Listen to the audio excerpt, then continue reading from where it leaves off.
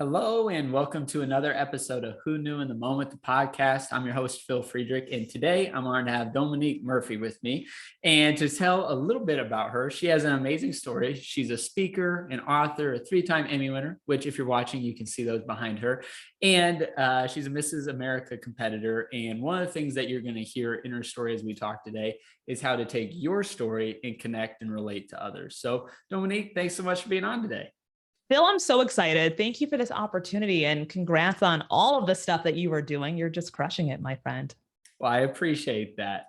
To kick off your story, though, I want to go back to 13-year-old you, and your dad comes home with an application. So talk a little bit about, younger years and getting started. Oh my gosh. Well, first and foremost, wow, I'm impressed that you've done such extensive research, Phil. So Phil's referring to how I got into journalism, how I got into a career in television. And when I was younger, I was a thespian. So I was the theater kid. I loved to be the ham. So during the holidays, I'd be the person like, let me put on a show, right? Like a one man band show kind of thing. So I always knew I wanted something where I could be front facing, something where I could just show my personality and have fun. And also I loved the art of storytelling. Yeah. I didn't know it at the time, but I just knew those were the things I really liked to do and talk. So fast forward, my father he's a former high school administrator. And every now and then they would get applications and booklets to different programs happening in the summer. Yeah. So a woman stopped by the office. Her name is Linda McDonald, amazing woman. And she said to my father, we have a program called the Urban Journalism Workshop. It's a 2-week camp at St. Thomas University where kids come and they learn the art of journalism, all sides of it. So my dad thought, okay, this sounds really fun. So he brought home the flyer. I'll never forget it. It was like a pale yellow printed, like home printed flyer, like tri-folded, nothing fancy like we have in today's world. And he brought this flyer home and he said, hey, Dominique, this woman came by the office today by the name of Linda, and I think you would be really good at this. It's a program for kids to get into journalism. And I said, what's journalism? And he said, well, it's everything you like to do. It's writing, it's speaking, it's storytelling.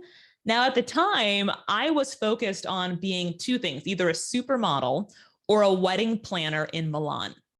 Don't ask me why. Very specific. Very specific. Yeah. Very left brain, Milan. So, and no idea why. I had never been. Maybe I just like the Disney movie or something. But I'm like, a wedding planner in Milan is what I'm going to do. And so my father said, well, Dominique, I think you should apply for this. And I said, well, okay. So I filled it out in 5 minutes because I really wasn't interested. I mailed it in and I got a letter back 2 weeks later. And I remember I got it from the mailbox and it had my name on it. And as a 13-year-old, you don't really get much mail with your name on it. So I opened it up and it said, Dear Dominique, unfortunately, you were not accepted into the Urban Journalism Workshop. And it was the first time, Phil, in my life that I can remember feeling rejected. And I was like, what? I didn't get in? Because I'd always gotten into everything I had done. I said, what? So I took the letter to my father. I said, Dad, I didn't get in. And he looked at me. He said, well, did you apply yourself? I said, no.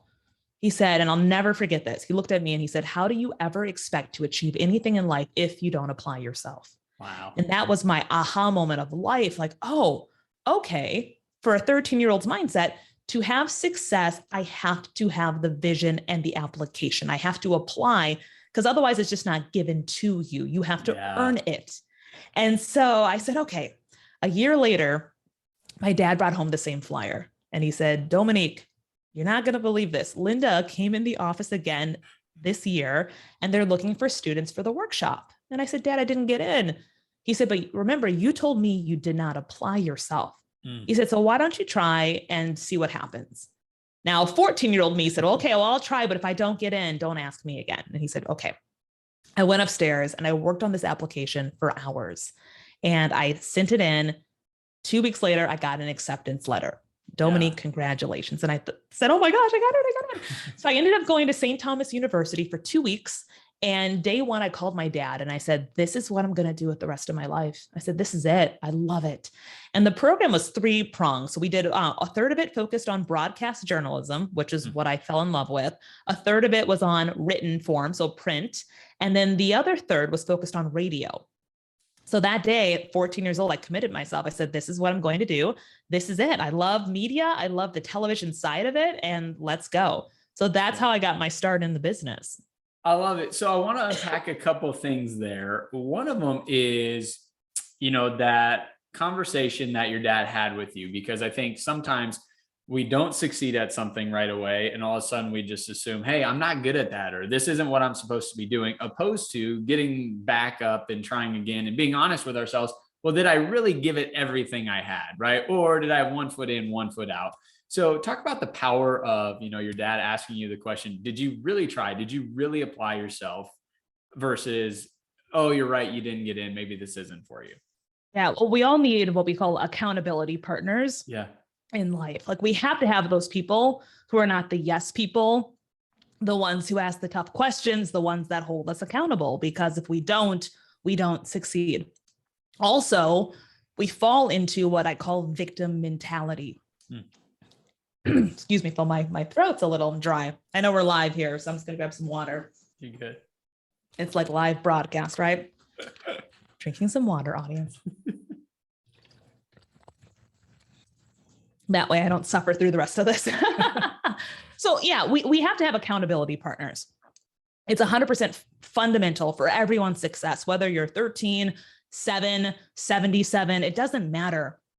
It's so needed and it's so important. Also, we don't want to fall into what we call victim mentality. And oftentimes in life, people play small. And so for me, early in my years, I was a total victim. Well, I didn't get it because of this or because of that. No, you didn't get it because you didn't apply yourself, because you weren't the best person for the opportunity, because it wasn't a good fit, because you're going to find out later why you didn't get it, because something better was on the horizon.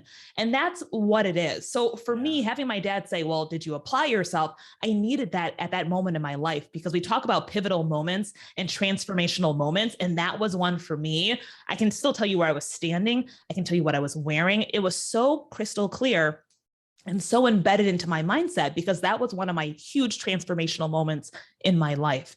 And everyone can do that too, but it's understanding that you have to take control of your destiny, and you can't blame other people or outside forces as to why you did not get what it is that you want.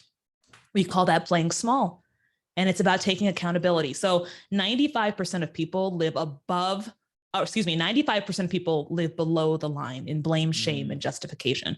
Only 5% of people live above the line in accountability and responsibility. So the question is, where do you want to be in that 95% of the masses who are sheep and they follow everything, and everything is because of you and me and everyone else? Or do you want to rise above it and be in that 5% who says, no, I take responsibility. I did not apply myself, and that's why I didn't get in. So let me try harder and focus more and make that dream a reality. That's great. Rewind that. Y'all are going to want to listen to that again. So apply yourself. You did, like you said, you made it the second year around, and that was a catalyst for you getting the opportunity to then host a TV show for the next 4 years. So talk a little bit about how that opportunity presented itself. Sure. So after that, I was bit by the bug, and I grew up in a family. I didn't come from a wealthy family or anything like that. And I knew, based on what my father had told me, that application was going to be my middle name. Like, I have to apply myself. I have to make it happen. And he would always say, make it happen, Dominique, make it happen. And so I knew I wanted a career in media and a career in TV. And I said, how do I make that a reality? I don't know. Let me figure it out. So I was that kid at 13 and 14 who was on my computer researching camps, workshops, fellowships around the country, because I knew my parents didn't have the resources at the time to send me to New York from Minnesota, where I'm from, and pay for flight and transportation and food and all these different things. That just wasn't an option at the time for me. So instead of saying, oh, poor me, I guess it just won't happen, I said, let me figure out a way. Let me make it happen. And so started applying to all of these programs like IRTS, NABJ, AAJA. There was a fellowship at the Cronkite School of Journalism in Phoenix, Emma Bowen Foundation. These are all phenomenal programs that for people who want to get into journalism who might not know about it. So I started applying to these programs and I started getting in, and they cover your flight, your hotel, your meals, and they connect you with a phenomenal network of individuals in the journalism space where you learn and grow. So I started doing that. And then there was an opportunity for a host on a show called Whatever. Whatever was very similar to Entertainment Tonight. It was based in Minnesota and it aired on the NBC affiliate called KARE 11. And the show was entertainment news magazine style with a harder twist. So we would cover celebrities and movie premieres and all that fun stuff. But we would also touch on hard-hitting issues for teenagers. Things, unfortunately, that kids deal with. So bullying, suicide, eating disorders, drug use, stuff like that. So it was a really nice blend between kind of the harder news side and like a pure entertainment show. And so they had a casting call and they said, okay, we're searching for our next set of hosts for the show. Now, Whatever was always hosted by teenagers. And when those teenagers went to college, they would have to fill the voids of those positions. So I remember that I saw the commercial and I watched the show every single Saturday at 11 a.m. And I said, Mom, there's a casting call for Whatever. Yeah. And my mom's like, okay. So we gotta go. Like, this is the thing. We're going to go. We're going to get there early. I had this whole game plan, Phil, a whole game plan. So we show up at the event. I think we were like an hour early. So we walk into it was at the Mall of America. Yeah. And for those of you who are not familiar with the Mall of America, just Google Mall of America. It is massive. There's an amusement park, like a roller coaster, a bunch of them in the middle of the mall. Okay. So that's how big this place is. We walk in there. We're like over an hour early because I wanted to be first in line or one of the first in line. Oh no. So the mall is a square, right? So one side filled with children, the other side filled with children. And then like a third of the other way was filled. So like almost the whole proximity, like more than half was kids in line to audition for this show. And I remember making the walk past all of these kids and thinking to myself, am I good enough? Oh my gosh. Can I do it? Will they like me? Oh, she looks like me. How am I better than her? And so all of this imposter syndrome started to creep in as I was making this long walk to the back of the line. And so I made my way to the front. My mom was with me. And they gave everyone a slip of paper. And there were 4 or 5 questions on the slip of paper, super softball questions like, what are your hobbies? What do you want to be when you get older and why? Like really simple. And I don't remember what question I answered, but it was number 4 on the sheet. And so I walked up, I had my sheet and I was so nervous. And I had a woman judge and she asked me the question. There was a panel of judges in front of us and you just got whomever opened up first. So I walk up there with my sheet and I give her the sheet and I said, number 4, please. And so she asked me the question. I answered and she goes, okay, thank you. And flipped my form over. Thanks for the feedback, right? And I just stood there like, okay. Was that good? Yeah. And she's like, yep, that's good. Thank you. I'm like, okay. Now my answer was like 30 seconds and she was like, great, done. So I made my way away from there. And I told my mom, I said, I don't even know what I said. I don't know if it was good. I have no idea. So anyways, we got home and 2.5 weeks went by and I got a letter in the mail saying, you've made it to the next round. And I thought, oh my gosh, I made it to the next round. So then we went to round 2 and then there was so it was more in depth. Round 3. And then finally they picked their hosts. So they picked a few different hosts that year and I became one of them. And so I hosted the show for 4 years until I went to college. Yeah. So as you told that story, one thing that kind of kept coming back to me was, your dad said, get it done. Your mom was there with you. It sounds almost like there was some high expectations that maybe parents had for you. And I think for some people, they receive expectations and it stresses them out, or they're like, I don't know if I can live up to that. Others, it's like, all right, well, now I've got a mark that I'm shooting for. And I almost would reference as a gift. So talk a little bit about, your parents' impact on you and, kind of encouraging you to proceed and check things out. That's a great question. And my parents were not really like rah-rah people, just full disclosure. My parents, if I said I wanted to do it, they were like, cool, let's do it. But I feel at the time I was like, oh, I wish my parents would be more like, like pushing me to that. They weren't that way. Yeah. They were more so if I was the one to initiate it, hey, let's do it. They'd be like, okay, let's go do it. Yeah. And so I credit my grit and grind today because of that. I didn't have the pressures of parents saying, you have to be perfect. You have to get on this show. You have to do this. They were more so like, hey, this sounds like something you might be interested in. Yeah. Apply. Right. And so even for the Mall of America, I said, Mom, we have to go. And she's like, okay. But there wasn't this like, let's prep, let's test it out. It was more so like, I'll drive you and we can go in line together. And I tell people that because everyone falls in different sides of the aisle. There are some people out there who are like, I need that push. I need that. And the reality is we have to start within because no one is going to push for you as hard as you will. Yeah. That not a parent, not a spouse, not a boyfriend, girlfriend, a child. Nobody is going to do that for you the way you need to be able to do that for yourself. So it starts from within. Parents, super supportive, but it was the personal grit of like, I'm going to find the camps. I'm going to find the workshops. I'm going to show up and Mom, drive me. That is what really was the magical formula to achieve the success that I did early on. Love it.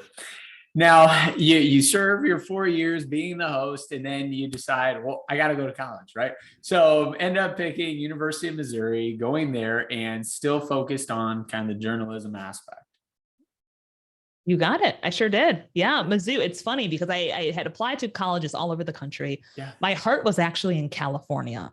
And I said, okay, I want to go to California. And then I had a mentor of mine. Again, I always surround myself with people who are the really truthful, honest people. Yeah. And it's so important to have those in your lives because everyone else will be like, oh, you're great. Do it, Yeah. But there was a mentor of mine. His name was Dave Nimmer. And he was a former reporter. He was like 5'1". He always wore cowboy hats and he smoked cigarettes, like chronic smoker, and drank all the time. And he's like, Dominique, and he'd always talk like this. And I loved him, right? Like Dave Nimmer was my guy. He was so amazing. But he told me, he was like, out of the colleges you got into, you need to go to Mizzou. And I said, well, it's in Missouri and the station's on a cow farm. And I don't know if that works for me, like California, the ocean, sunshine. And he's like, well, what do you want to do? Like, do you really want to excel faster in the field? I said, well, of course. He said, then Mizzou, it's the #1 journalism school in the country. So Mizzou it was, and Mizzou is a phenomenal university. And I'm so grateful that I made that choice because it's one of the only, I think it's the only university even to this day where the last 2 years, junior and senior year, you're actually working at a real NBC affiliate television station. So you're getting real world experience, real live TV experience, not the campus TV, but like real truthful experience.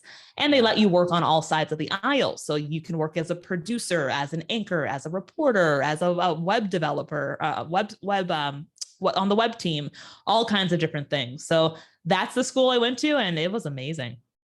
And that ends up being a launching point for you, right? You graduate from school and you've got jobs lined up. And I want to highlight you're working in Cleveland and you've got the job that you think is, hey, this is a great job. I could see myself doing it a long time. And then a couple of weeks before a wedding, you get a tough message. So talk a little bit about that job that you were doing, the excitement you had behind it, and then that story that goes with it. Phil, I am so impressed by you. I know I've said that twice or 3 times, but wow, you have done your research. So I worked in different markets, and then I ended up in Cleveland as a TV host for a brand new show. So they said, okay, this is going to be an entertainment show, very up to the minute, but we're going to do all kinds of like celebrity stuff and fun around town type stuff. I said, great. So I took the position, started out, everything was phenomenal. We were doing all kinds of just fun entertainment, lifestyle types of shoots every day. And I was like, this is great. What I found is that midway, I was probably 6 months in or so. And what happened is management changed and the show flipped from an entertainment show to a up to the minute breaking news show. So it went from one extreme to the absolute other. And it was a 1-hour broadcast. And so we were like breaking news all over the USA. So we would take car chases in California, even though we were based in Cleveland, Ohio, or hurricanes in Florida. So we were always just taking all kinds of different hits on top of the local news because it was very fast paced. And so I finished my show the same way I did every day. Now, at this point, I'm about 2.5 years into my contract. So I finished the show the way I did every day. I said, thank you so much for watching. I'm Dominique. I'll see you back here tomorrow. Lights went off the way they always do. And I grabbed my purse, and I always would reach in and grab my phone just to see if I had any messages. Yeah. And this day in particular, I had a text message, and it was from my executive producer. And it said, meet me upstairs now. No smiley face, no, hey, Dominique, like just meet me upstairs now. And I remember immediately feeling 5,000 pounds of bricks on my chest. And I'm like, what did I do? What did I do? I just reverted to, what did I do wrong? Right. Now, upstairs in this particular building is where all of the managers were located and human resources. Mm-hmm. So, like it's not going to be good. So I'm like, okay. And my mind, I'm like a hamster on a wheel. I'm like, what did I say? Did I say something? Did I not say something? Did I offend somebody? And like, nothing's coming to mind. Nothing's coming to mind. So I make my way up the stairs. I turn the corner and the conference room is right there. And I walk in and my entire team is sitting in the room for the show that I was on. The whole team, the producers, the photographers, reporters, like everybody's in this room. Yeah. My assistant news director, my news director, and everyone's smiling and laughing. The HR director's in there. So I thought, oh, okay, good. Someone's announcing their retirement. Okay, no problem. So I get a smile on my face and I stroll and I close the door and I sit down. Now I was the last one in the room because I just finished the show. Yeah. At that point, when I sat down, my news director, his face completely changed and he looked right at me and he was sitting directly in front of me. And I'll never forget what he said, Phil. He looked at me and he said, that was your last show. You are no longer the host of that show. Mm. And the entire room gasped. What? Because no one had heard this and no one saw it coming, including myself. Yeah. And I sat there in just radio silence and I stared at him. I couldn't even look away. And he said, do you have any questions? And I just looked at him and I said, yeah, can I talk to you in private? And he said, sure. So we proceeded into his office. And at this point, I am so humiliated and so embarrassed and so confused. I'm like, what did I even do? So I walk into his office and I sit down and he sat in his chair. So we're facing each other. And I asked the $1 million question. I said, do I still have a job? Right. And he said, yes. I said, okay. I said, what is my job? And he said, what do you want it to be? And I said, what I was hired for, but my assumption is that's off the table. So I don't know. And I'll never forget this. He looked at me and he said, you have two choices. He said, you can either come back here tomorrow and be a reporter, which was a huge demotion for me. He said, or you can walk out that door and never come back. Either way, it's up to you. Just like that. So I looked at him and I said, okay, thank you. And I was holding back the tears because all I wanted to do was just break down. I grabbed my purse. I walked downstairs. And at this point, the whole station knows because of the beautiful power of cell phones. Everyone's texting each other, the whole state. And everyone's looking at me like, oh my gosh, did you hear? Did you hear? So I made my way to the parking lot, got into my car, and I just doubled over my steering wheel because I physically could not even turn the car on. I couldn't even turn the engine on. And I called my husband and I was bawling. I said, what did I do? What did I do? And he's like, babe, come home. I said, no, you don't understand. I said, everyone's talking about me. I don't even know what I did. That was my last show. Not even like you have 2 weeks. Like I'm done. I said, what? And my wedding was literally 11 days away. And so what's supposed to be the happiest time of my life, instantly like that felt like just one of the worst moments of my life. Right. And so I made my way home and I was just like, what did I do? What did I do? What did I do? What did I do? And I just couldn't stop thinking about what did I do wrong? So I got home and he said, honey, he's like, it's going to be okay. I said, I know, but I don't know. I can't go back in there. I just can't. Are you kidding me? Like everyone's talking about me. Yeah. I just can't do it. I can't do it. And so he looked at me, he said, well, you now have two choices. You can do what everybody expects you to do, which is to never show your face in there again. He said, or you can rise above it. But I can't make that decision for you. He's like, only you can decide what you are going to do. So that night I was up and down. I'm going to go in. I got this. No, you don't. You don't got anything. Sit down. You're not going in. Next minute, okay, I'm going to do it. Oh, what are they going to say? What are they going to say? And that's what stops people most time. We're so concerned about what we think other people think. And I'll say that again. That's really powerful. What we think other people think. And it stops us in our tracks every single time. So that morning I got up, I said, I'm going to do something I've never done before, because why not? Let's just figure this out. Because I truly believe in life, there's a lesson in every single thing if we're paying attention. The problem is most people are looking down. So when something bad happens, something negative happens that they perceive to be negative, they're so down that they're physically looking down that they're missing all of the opportunities that are moving past them. So I said, okay, let's just figure this out. Let's just go in. So I got up early, made sure I had my story idea, because reporters will pitch stories at the editorial meeting in the mornings. And I ended up, and I don't believe in coincidences. Like there were a lot of things that kind of lined up, ironically, ended up getting this unbelievable story. It was focused on the heroin epidemic, which is massive in Ohio, Northeast Ohio specifically. And I got someone who is in recovery, who used to do like massive amounts of heroin, just like weeks prior, to go on camera and show his face and tell his story. That just doesn't happen in TV land, right? And so I said, okay, that's a sign that this is going to be okay. So I go into the station and I was like the rare panda at the zoo, right? Everyone's like, oh, she's here. And it was so uncomfortable. I'm not going to lie. So sat down in the meeting and my assistant news director said, does anyone have a story idea today? My hand went up first. I said, I do. And I pitched my story and they accepted it. They said, yep, go do that. So the story, long story short, ended up being the lead story, which means like the number one story that night on the number one primetime show. And I thought, okay, interesting. Now, I did not like or love reporting. And I'll never, ever say that I did, because I didn't, right? But I knew there was a lesson in it. I said, okay, this is not what I ultimately want to be doing right now, but there's something here that I'm supposed to be seeing. There's something here for me to learn. There's a lesson in this. So one day turned into a week, into a month, 2 months, 3 months. The Republican National Convention came into town, and it was my job as a reporter to go and cover it.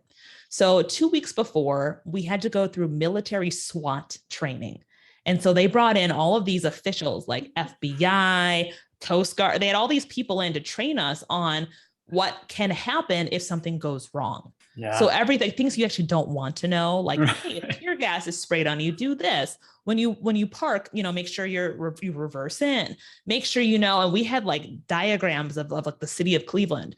Okay. So know all the alleyways, like you must know where all the alleys are. And if someone starts shooting from this building, here's where you go. And if they're shooting from this building, this is what you do, like stuff you don't want to know, but you should know, but you just don't want to learn that stuff because it's horrifying. So we went through all of this training, like what happens if someone grabs you? What happens if you get stabbed? What happens if this?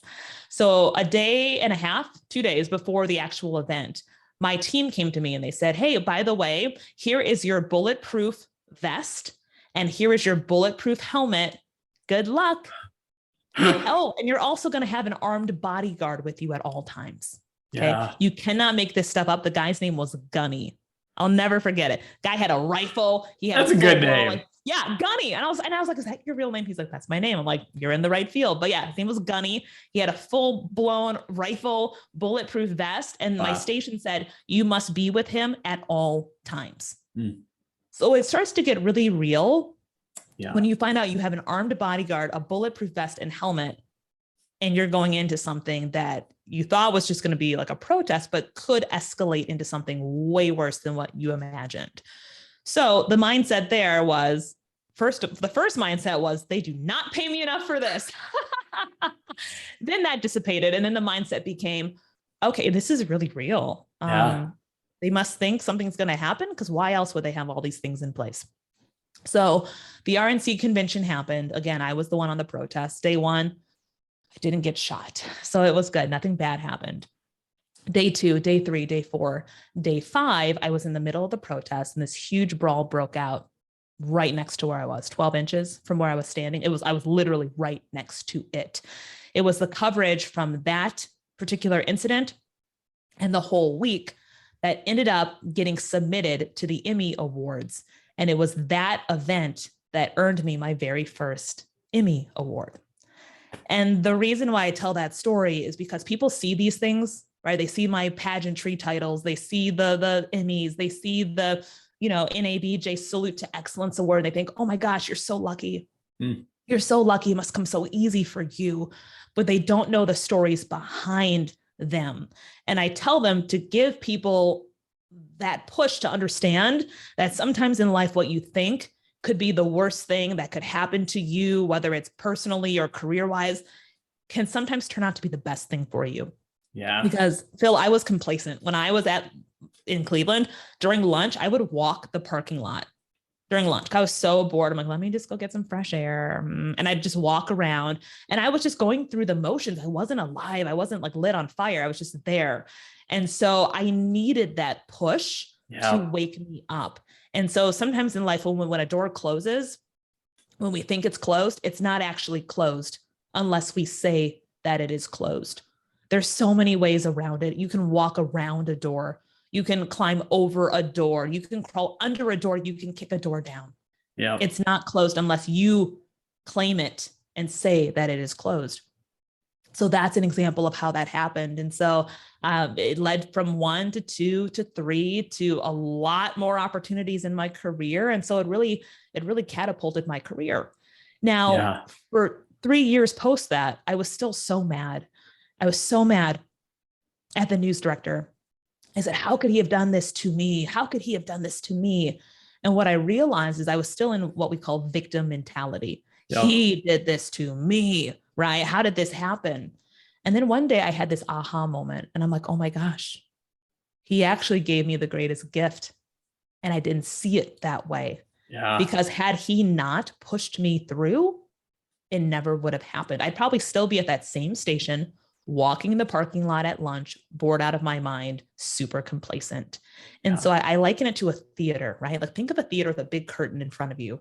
And sometimes you're like, okay, should I go out there? There's a ton of people. Should I do it? And you just can't break through the curtain. And then someone pushes you through and you're like, whoa, it's showtime. That is what happened. And so in this world and in life, you have to jump and find your wings on the way down. And that's what happened. Well, and I love that because to your point, like it seemed in the moment, right, that it was the worst thing that could have happened to you. To your point, I was thinking about what other people were going to be thinking about, but inevitably, because you were resilient, you showed up the next day, you said, hey, you know what, I'm going to pick this up and I'm going to do the best I can at this new role. It ends up being, to your point, that one of the best things that's ever happened to you. Absolutely. Absolutely. Yeah. And that's the beautiful thing about life. There's a quote that I love and I live by, and it says, we make plans while God laughs, because it's so true. We think, oh, this is the strategic way I'm going to do it. And really what's going to be is going to be. And so you can either paddle upstream or you can turn around and flow downstream and realize, even if you're in something right now, that's not what you want to be doing. Just know there are opportunities and there's a lesson as to why you're there right now. Yep. And so even for me, I never claimed the title reporter. People would say, oh, you're a reporter. And I'd say, no, I'm a host and an anchor who happens to be reporting. There's a huge difference there. It's a paradigm shift, right? Just like when people say, oh, you're a Black journalist. I say, no, I'm not. I'm a journalist who happens to be Black. Yeah. And there's a very, very strategic thing with the way we speak things into existence, right? So even if you find yourself in a position today, you're like, I'm not quite where I want to be, or this didn't go quite right. Understand that you have to force yourself to look up. You have to, and say, what is the lesson here? Because I promise you there's a lesson every single time. And also coupling that with attitude. So I have a book and it's the tagline on it is AIE, which is what I say, I have AIE all over my office. It stands for attitude is everything. And it means that we always have a choice, whether we believe it or not. I can choose to feel bad or I can choose to feel good. But if I allow someone to make me feel bad, understand, I said, make me feel bad. I'm choosing to do that. Yep. Nobody can make you feel bad but yourself. Nobody can. Yeah. And you could say something really mean. Oh, Dominique's awful. Now I can choose to say, Phil's opinion, not mine. Don't agree with it. What's for lunch?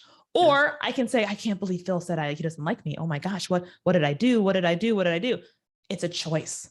Yeah. And so the key is gaining that muscle memory and that mindset to say, you know what, I'm going to choose positivity. I'm going to choose belief in myself. I'm going to choose that, goals are attainable and I'm going to achieve all of mine. Well, that's so important, because I think about it, to your point, if someone says something to you, you might pull 1,000 people and say, is it justified that I'm upset about that comment? And 1,000 people would answer yes. But it was your choice to actually get upset about the comment, right? Yeah, the comment justifiably, it could make you mad. But I still had to say, all right, I'm going to allow this to fester in me and make me upset, opposed to your point, all right, whatever, they said it sucks, I don't like it, but I'm gonna go grab lunch. And what am I having for lunch?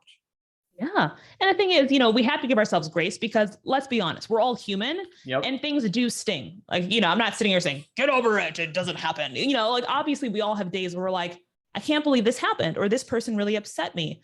Yep. I call it the 24-hour rules. I give myself 24 hours to have my own little pity party. And then I'm like, now you need to wake up and move on. Yep. And so the reality is we are human. We're going to have bad days. We're going to have blue days. But the key is understanding that you have a choice and to work through it. Because otherwise it's like taking poison and hoping someone else gets sick.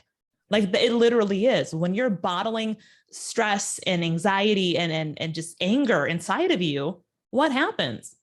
You end up getting depleted. You end up getting sick from that. So you have to just learn to release it. And one person I just adore, Viktor Frankl.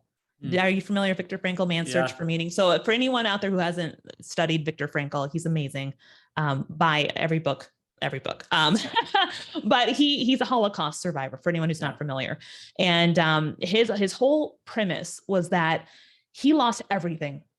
He lost everything in his life. Okay. And it's going to leave it, we can read between the lines there, family, like everything. And he always said that no matter what, this person was in a concentration camp. He said, no matter what, no one can take away my mindset. No one can take away how I choose to feel in situations. Now, if someone can live through the atrocities that he has lived through, we can live through our small things. Right. Yeah. And so it's understanding. So even when I have days where I'm upset, I just focus. I'm like, Viktor Frankl, he lost his whole family, and here we are upset about, I don't even know, minute things in comparison. Yeah. So it's just that, reminding ourselves that we have the choice and we have to keep our own power. That's good. So you're crushing it in work, right? You're winning Emmys, you're married, things are going well. And you decide, you know what, why wouldn't I compete for this thing called Mrs. Virginia? And you win that. And then that gives you the opportunity to compete for Mrs. America, and you win an award there. So talk a little bit about that journey and what prompted that for you to step into. Sure. So I like keeping it super honest and real, because people always see the shiny side and they don't see the other side behind it. So how did I get into pageantry? I was actually in college, and one of my girlfriends was like, oh, there's this pageant called Miss Black and Gold. Now, Black and Gold are Mizzou's colors, Missouri's colors. And also there's a fraternity called Alpha Phi Alpha, and their colors are black and gold as well. And they sponsored the pageant. So there was a Miss Black and Gold pageant. They have them like at certain colleges throughout the country. And she wanted to run, but she wanted a support buddy. And I said, pageantry? Yeah, no, not happening. Not happening. She's like, why? I said, that is so not up my alley. Like pageantry, like pageant girls, like that's the no, I'll come. I said, I'll make a sign. I will have cheer sticks, but this is not my thing. And she's like, come on, please do it with me. I said, it just doesn't resonate with me. Yeah. And she goes, okay, I dare you. Now the running joke is don't dare me, because I'll probably pretty much, as long as it doesn't get me like arrested or killed, I'll probably do it. Right. I'm like, okay. So I'm like, let's go. Now, one thing about me is I do everything 185%. Like I just don't do things 100 or less. It's like, if we're going to go so hard. Yeah. So ended up competing, won Miss Black and Gold for the college, University of Missouri. And then they had like a regional one. I think it was in Missouri too. And I won that. And then there was one more and I won the whole system. And so she's like, where did that come from? And I said, I don't know. But what I learned quickly was that I fell in love with pageantry because I was looking at it from an outside lens. And I thought, just a bunch of like bimbos walking around in heels. Like, it's just not what I want to do. Yeah. And then when I got into it, I realized nothing could be further from the truth. These are some of the most intelligent women who have such incredible backgrounds. And it teaches you so many skill sets about strength, endurance, discipline, communication skills, putting yourself in positions where you're scared and overcoming it. There's so many things, amazing hygiene, like all these things you learn that you can take and carry on into the world that are so foundational, giving back to your communities, all of these different things.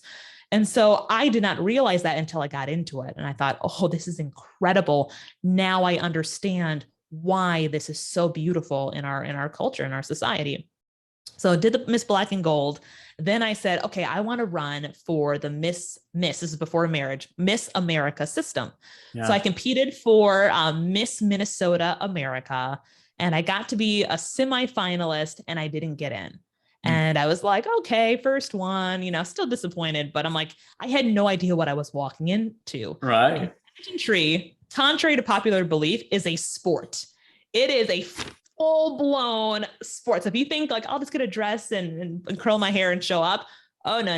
It is a full-blown sport. So I learned that quickly and said, okay, now I know how these women are showing up and how to prep, and you need a coach and all of these different things. I said, okay, when I come back, I'm going to do it the right way.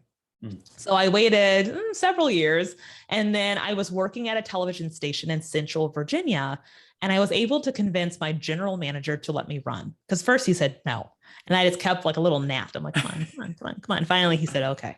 So I ran, and I was fresh out of college. I was probably 23 or something. And I had told my GM, my general manager, I said, okay, this is what I want to do. He gave me his blessing. Let's do it.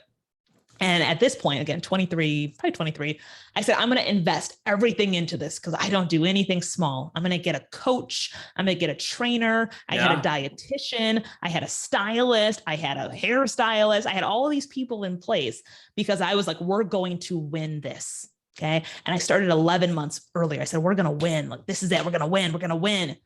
Now looking at it in hindsight, I was going at it the wrong way. I was wanting to win because I wanted a title. Right. I wasn't in it for the right reasons. And because I was so hungry and desperate to win a title, I lost Dominique in the process.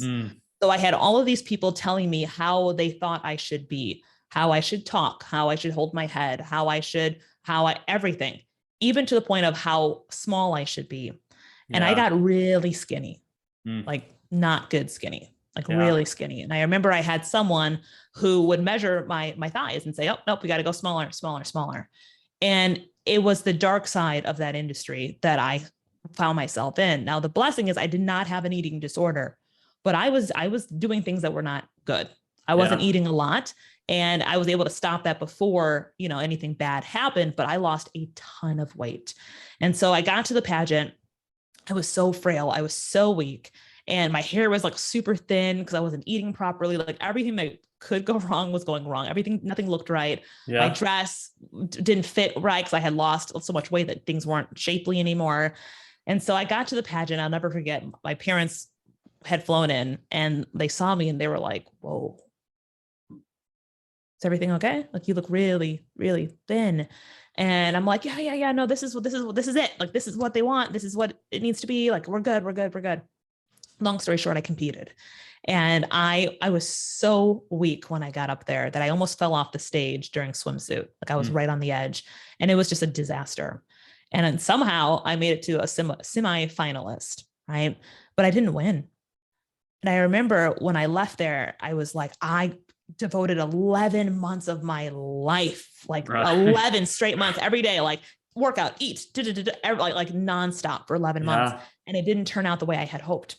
And I remember feeling so broken and so depleted. And I said, wow, how did this happen? Now I was saying that, but I knew the answer. It's because I didn't even know who I was. If someone said, how are you? I would think, how am I supposed to answer this the way my coach told me to answer it? And that's how everything was. Yeah. And so I made a vow to myself at the end of that pageant. I said, I'm going to come back again. I'm going to come back again. But when I do it the next time, I'm going to do it my way. Mm. And I'm not going to listen to anybody else. Cause I know now kind of how pageants work, but I'm going to be me, unapologetically me. And you're either going to love it or you're not. And either way, that's okay. Yep. And so it took me 11 years to come back. And when I came back 11 years post that last opportunity, I said, I'm going to do it my way. I love my body. I'm like, and that's what it's going to be. Not losing any weight. I'm going to be myself. I'm going to be let my own personality shine. I'm going to eat what I want to eat. And I'm just going to have a great time. I'm going to do my hair the way I want to style it. I'm going to wear a dress that makes me feel beautiful, not because someone else said it looks good on me and I hate it. Like one that makes me feel great. And so I went and I competed and I won the title of Mrs. Virginia American and also won Best Interview, which was kind of cool because I love interviewing and I love talking, right? So I did that, went to nationals. Nationals were at the Westgate Hotel in Las Vegas and competed for the Mrs. American title. Ended up being top 15, but then I also won the title of most photogenic. So that was super exciting too and an honor. Because it was an amazing experience. And once you get to that level and you change your mindset to it's me against them and it's so competitive and, you know, it's not about competing, it's about collaborating. It's about being happy and proud of whomever takes that title. And this is not blowing smoke. Everyone works so hard to get there. Okay. And you change one judge, you get a different winner. You change one judge, another winner. It's so subjective. And so at that point, once you get to the national level, it doesn't even matter. It's like whoever's going to win is going to win. Let's have a great time and let's support each other.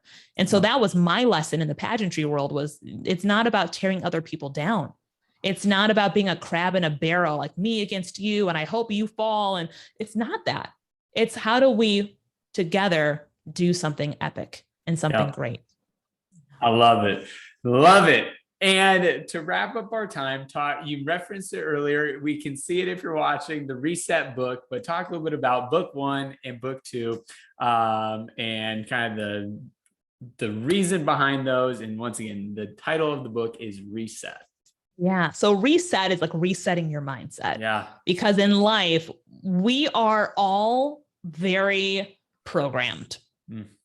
So from very early on, we have been programmed. Don't do this. Don't do that. Don't do this. Don't do this. And we think, oh, that's why we're always stranger danger, right? We're always on edge. What are they trying to do? What are they trying to take from me? Most humans are that way.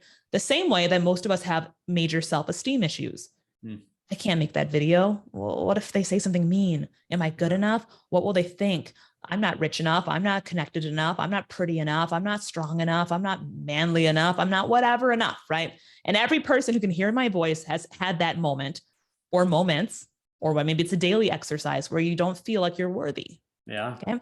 And we have to reset our mindsets because I was that way too. And I still am. Everyone's still, we're humans. It's like taking a shower. You got to do it constantly. Right. Yeah. And that's Zig Ziglar's. That's not my line, but it's just like taking a shower. You have to constantly practice those things.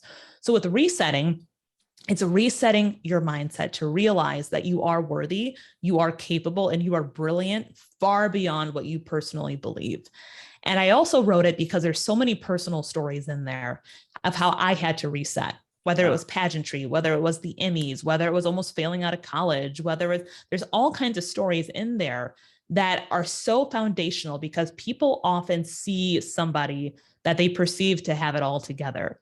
And they think, wow, well, let me just go down into my depression hole because I can never do that. They must be really lucky. But they don't know the stories behind each of those things. Every award that I have, there's like 10 or more like awful things that happen to get to that. Every single one. The difference between people who are successful and those that are not is that the ability to keep standing up. When you get punched in the face over and over and over and over and over again, like you almost become insane where you're like, that's okay. Let's go. That's okay. Again. And you just keep coming back. Like you just become this like unstoppable breed where you're like, failure is a badge of honor. And I'm just going to keep showing up and showing up and showing up because I know if I keep showing up enough, the things I want in this world will happen. So resetting helps you to do that. The first part is a lot of stories and teaching you how to do the paradigm shift. And then the second part is actually a self-guided process to reset over 30 days, where you actually go through and you fill out the last part of the book to reset your own mindset. I love it. Well, everyone listening, go get your copy of Reset. But I want to say, Dominique, thanks so much for being on and sharing the pivotal moments in your story and everything that's led to where you're at. One, it's an amazing journey that you've been on, but two, I'm excited for the journey that you're still on and all the amazing things that you'll continue to do.